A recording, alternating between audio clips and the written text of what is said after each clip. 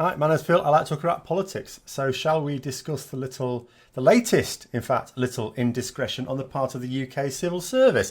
Last time it was two senior civil servants attacking the fitness of Jeremy Corbyn when they had neither the expertise nor the evidence to pronounce on such a claim. This time it's the UK ambassador to the United States describing President Trump as inept and insecure, except it's not the ambassador, Sir Kim Durroch himself, who is at fault. The ambassador was in fact just doing his job in reporting the state of the US administration for the UK government. Now, you may disagree with his assessment, but nonetheless that's what he was doing. Yes, it was unflattering, but the statements made in the memos are not without basis.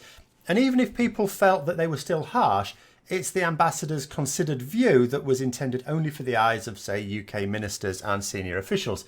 Now, ambassadors of all nations do write such memos around the world for their own governments. This is why Theresa May says she has full faith in the ambassador, even though she claims not to agree with his assessment. Now, that being said, I'd be surprised if Sir Kim lasts much longer in the post, unfortunately.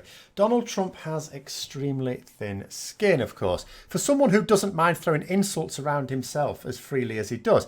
And he doesn't do it in confidential memos that are not intended to be seen by the people he's talking about. No. But broadcast to the world on Twitter. But the issue here is that someone leaked the memo, possibly to harm Sir Kim personally, possibly to harm US-UK relationships for whatever reason. But an inquiry was immediately launched to trace the source of the leak in the Foreign Office. Now, I can't help noticing that no such inquiry has been called to trace the civil servants involved in attacking Jeremy Corbyn, though. Now, Liam Fox, he said that the leaks of this kind lead to damage to relationships and, as a result, of course, security interests. Now, there can be little doubt about that. That is absolutely true. I can't imagine too many world leaders, even ones who don't have particularly thin skin. I can't imagine that anyone would have been unaffected by a memo describing them or their administration as that. But Donald Trump, of course, is particularly sensitive. It's not the sort of thing he will just brush off even after a short amount of time. So it has meant that the British government have had to apologise to the United States. Of course they should, but for the leak, not the contents themselves. That's hardly like to go down with the president. And so, as I say, although the ambassador himself was just doing his job, he will likely take the fall. Theresa May might be backing him, but she is Prime Minister for only a short while longer. I can't imagine Boris Johnson standing up for their honest and faithful civil servants if the big baby in the White House stamps his little feet. That being said, Jeremy Hunt at least did seem to back the notion of ambassadors sharing their views with their political masters in candid terms. Naturally, it didn't take Nigel Farage long to smarm his way onto television studios and say that although he doesn't think he should be the ambassador, Sir Kim should definitely be dismissed, and that Farage should play some role with the American administration. He specifically said that the civil service should be purged in favour of people sympathetic to Donald Trump. That's Donald Trump, the head of government of a different nation. Not one sympathetic to Britain then, or the United Kingdom. No. Another spectacular display of lacking any sense of patriotism for his own country and willing to shill for foreign powers. So Farage said that the leak demonstrated that the ambassador was unsuitable for the job. It doesn't, of course. It shows that the Foreign Office official who leaked it is. There are numerous calls to prosecute, even amongst Conservative ministers, but I do note that the police have not yet been called in. When you really want to find the source of a leak, you get detectives on the case. You don't use civil servants to carry out the investigation, because when you do that, just means a cover-up. But the chair of the Foreign Affairs Select Committee, Tom Tugendhat, he's written to the Metropolitan Police Commissioner to seek assurance that the force will conduct a criminal investigation into the matter. But I have to say, unless the government order them to, they would probably be restricted in what they're able to do. So shall we have a little look at what the ambassador said, if you don't already know? Now, there were a number of statements, not all of which were unflattering, not all of which were particularly scathing, but there was one that was, clearly the one that would have drawn attention. And he says, as seen from here, we really don't believe that this administration is going to become substantially more normal, less dysfunctional, less unpredictable, less faction-riven, less diplomatically clumsy and inept. Quite damning. And written 2 years ago. And he wasn't wrong, was he? There were a few other comments, as I say, in the memo, but most of those weren't particularly scathing. I don't think any of them would have touched a nerve even on Donald Trump.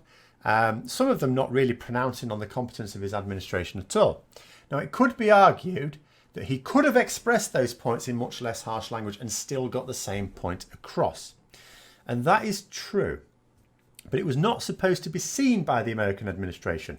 Why modify your language specifically to reduce possible offence when those who you might be offending will not be reading it? So I think to criticise the language used and to say that, well, you could have toned it down a bit and still got that same meaning is only in hindsight. Does that make any sense? And I know some will say that it's a case of the pot calling the kettle black for a UK official to criticise the functioning of any foreign state. And so it is. But it is as it is, and it is the ambassador's job to report on the state of the US administration. He doesn't have to comment on the state of the UK government, and if he did, he might well be making statements just as damning. But the fact is that the only government you never criticise as a civil servant is your own. So US officials should never criticise their own government, but they will attack others regularly. They'll have memos flying around all over the place, taking the piss out of every nation on earth regularly, though hopefully keeping those memos rather more secure than we have in this case. It is absolutely essential that an ambassador can provide accurate information as they see it of the governments of the nation's capital in which they are stationed. This is needed in order to facilitate useful dialogue on matters of national importance. Take Trump's thin skin, for example. So it's the work of people like the ambassadors that ensure that ministers meeting with him are unlikely to say anything to offend him. They need people to work out what's likely to offend him. Tell the ministers, don't say this for goodness sake. And so that those dialogues can go smoothly. They can provide useful information on how the administration is likely to react to a number of global and national events. They have to be frank to make sure that there are no misunderstandings. Ironically, they may have to use what could appear to be offensive language in order that these people are not themselves offended during discussions and negotiations. What this episode does show is just how discreet the civil service actually is. Most of the time we never hear about ambassadors or Whitehall officials because they're getting on with their jobs well below the radar. It's only when an unpatriotic act of a dishonest official, such as whoever leaks these memos, surfaces that we even become aware of their work. I mean, just imagine for a moment, just imagine that every single memo that every ambassador in the world was sending to their own governments all across the globe were to suddenly become a matter of public record. Imagine people being able to read all these memos from all these ambassadors across the world. It'd trigger World War III. So I hope you found the video interesting. If you did, don't forget to click the like button, subscribe for further content, and until next time, I'll see you later.